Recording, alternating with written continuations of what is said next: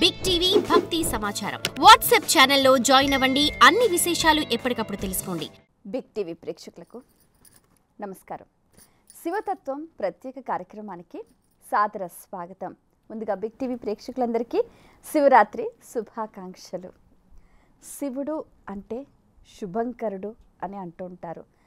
నిర్వికల్ప, నిరామయ, నిర్గుణ స్వరూపుడు మహాదేవుడు. మరి ఆ స్వామి లింగ రూపంలో ఉద్భవించిన పరమ పవిత్రమైన రోజు మహాశివరాత్రి. ఆ రోజున శివుడికి రకరకాలుగా ఉపచారాలతో పూజిస్తూ ఉంటారు, ఆరాధిస్తూ ఉంటారు, సేవిస్తూ ఉంటారు. ఏ రూపంతో కొలిచినా, ఏ నామంతో పిలిచినా, ఏ విధంగా ఆరాధించినా అడిగిన వారందరికీ కూడా అన్నీ అనుగ్రహించే భోళాశంకరుడు ఆదిదేవుడు, మహాదేవుడు. మరి ఆ దేవుడికి సంబంధించి ఎన్నో రకాల తత్వాలు అనేవి ప్రచారంలో ఉన్నాయి. కేవలం ఆరాధన చేస్తే సరిపోదు, జ్ఞానంతో కూడిన ఆరాధన చేస్తే కైవల్య ప్రాప్తి సులభంగా కలుగుతుంది అన్నది ప్రతీతి. మరి ఆ మహేశ్వరుడి గురించి, వారి తత్వం గురించి, శివతత్వంలో ఉన్న రహస్యాల గురించి సవివరంగా సశాస్త్రీయంగా తెలియజేయడానికి ప్రముఖులు మనతో పాటు ఉన్నారు.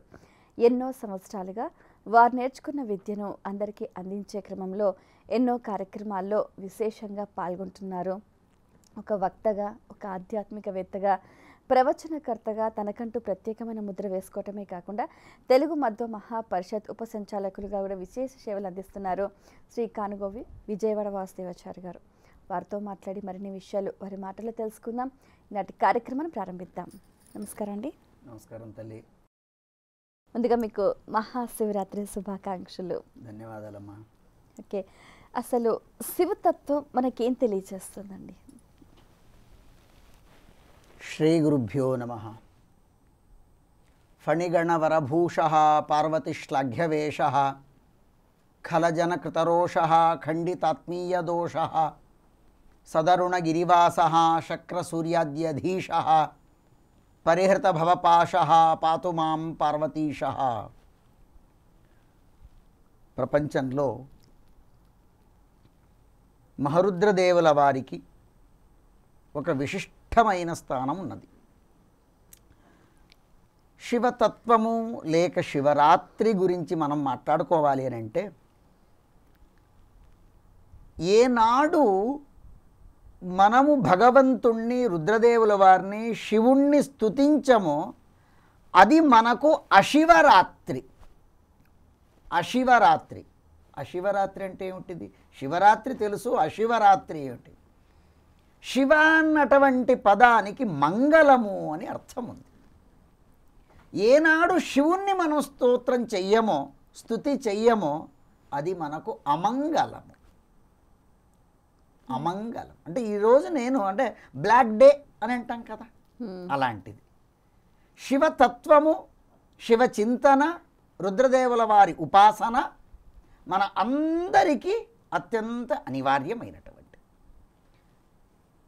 శివరాత్రి ఏదో మాఘమాసంలో వస్తుంది, ఆ త్రయోదశి చతుర్దశి మధ్యలో, ఆనాడు మాత్రమే శివుణ్ణి మనం ఆరాధించాలి, ఆనాడు చేసినంత మాత్రాన మనం శివలోకానికో శివ సాయుధ్యమో ఏదేదో నానా రకరకాల ప్రయోగాలు చేస్తూ ఉంటారు.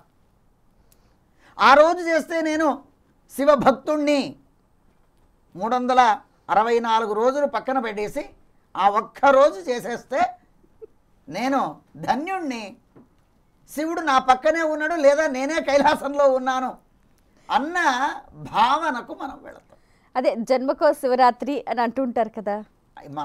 మనకి ఎలా ఉంటుందో సంవత్సరానికి ఒక శివరాత్రి లాగా ఒకసారి శివరాత్రి ఆచరించేస్తే నేనేదో చాలా గొప్ప వ్రతం చేసేసాను అంటే ఇంకా ఏడాది దాకా ఇంకా పని లేదన్నట్టు. అంతే. ఇంకా అంటే అదేదో రీఛార్జ్ లాగా ఒకసారి మీరు నెలకు ఒకసారి రీఛార్జ్ చేసుకోండి. ఇయర్లీ ప్లానింగ్ తల్లి. అలా కాకుండా శివుణ్ణి మనం ఆరాధించే విధానంలో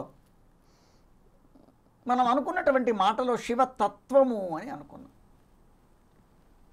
ప్రపంచంలో ఆసేతు హిమాచలం వరకు బహుశః శివాలయము లేనటువంటి గ్రామం ఉండదు. 100కి 99 పాళ్ళు శివాలయం ఉండి ఉంటుంది. శివుడి ఆకారము అక్కడ ఉన్నటువంటిది, దానికి అనేక కారణాలు ఉండవచ్చు. లింగాకారంలో ఉన్నాడు, అలాగెందుకు ఉన్నాడు, దానికి ఏదో కొన్ని శాప కారణాలు. కానీ సహజంగా మనం శివుణ్ణి ఒక చిత్రం చూసినప్పుడు, ఒక విగ్రహం బొమ్మ చూసినప్పుడు కనిపించే శివుడి ఆకారమే వేరు. గుళ్ళో మీరు చూసే ఆ లింగాకారానికి, భావచిత్రంలో చూసే ఆ మనిషి ఆకారానికి, అసలు శివుడు ఉన్నటువంటి దానికి సంబంధమే లేదు. అందుకనే శివతత్వము మనకు అవసరం.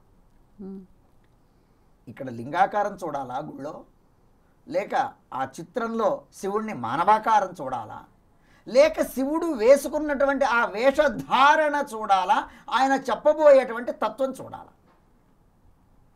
లింగం చూస్తే మనకు వచ్చే ఆలోచనలు వేరు, విగ్రహం చూస్తే వచ్చే ఆలోచనలు వేరు. ఆ విగ్రహాన్ని, దాంట్లో ఉన్నటువంటి తత్వాన్ని తెలుసుకునే విధానం వేరు. For more videos like this, subscribe Big TV channel.